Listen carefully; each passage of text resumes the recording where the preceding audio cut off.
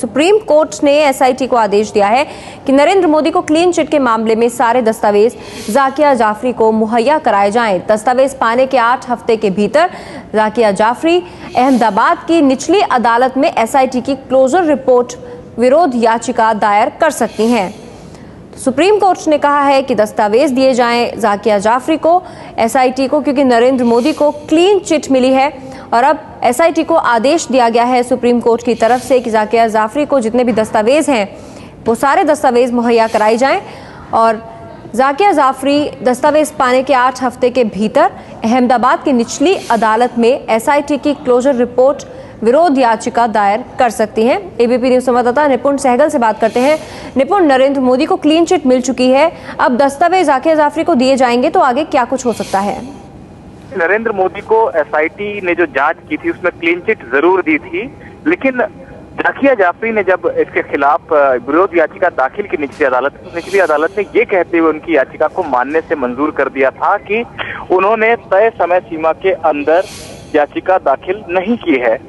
अब जाकिया जाफरी को एक बार फिर से मौका मिला है, क्योंकि जाकिया ने ये दलील दी सुप्रीम कोर्ट के सामने कि उनके पास पूरे दस्तावेज नहीं थे जो कि उन्हें मुहैया कराए जाने थे।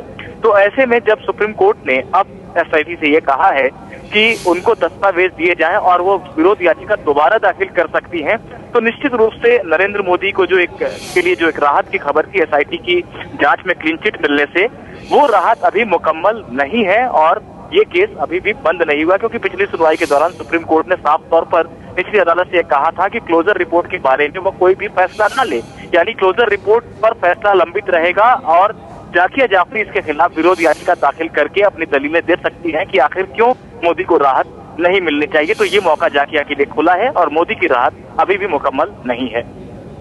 निपुण, एक बार ये जो पूरा मामला है इसके बारे में हमारे दर्शकों को बताइए विस्तार से।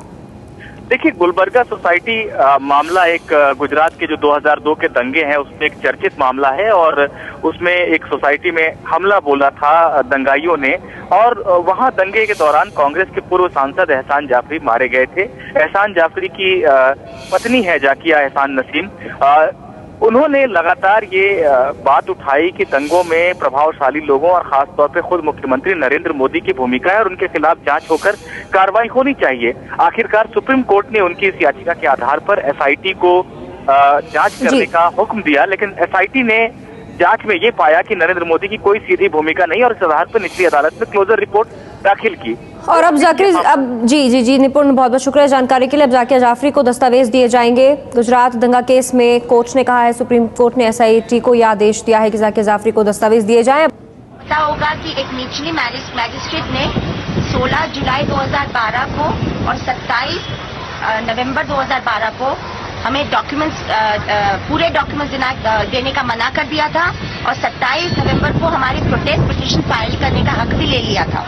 दोनों हक हमारे रिस्टोर हो। तो इसके बाद जाकिया के लिए कितनी राहत की खबर है और नरेंद्र मोदी के लिए कितनी मुश्किल खबर है? राहत कंप्लेनेंट जाकिया जाफरी और बाकी जो दंगे पीड़ित है गुजरात के, क्योंकि उन सब के लिए बहुत बड़ी राहत है, क्योंकि अभी हम पूरे डॉक्यूमेंट के आधार पर हमारा प्रोटेस्ट पिटीशन तैयार कर पाएंगे। और जहां तक आपका दूसरा सवाल है वो आगे वाले कानून कार्रवाई आपका जवाब देगा अंग्रेजी।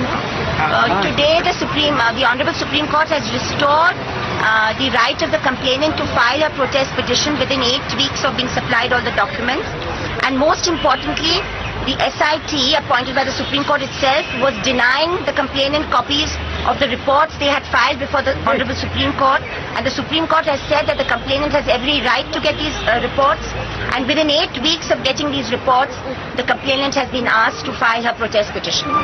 Thank you.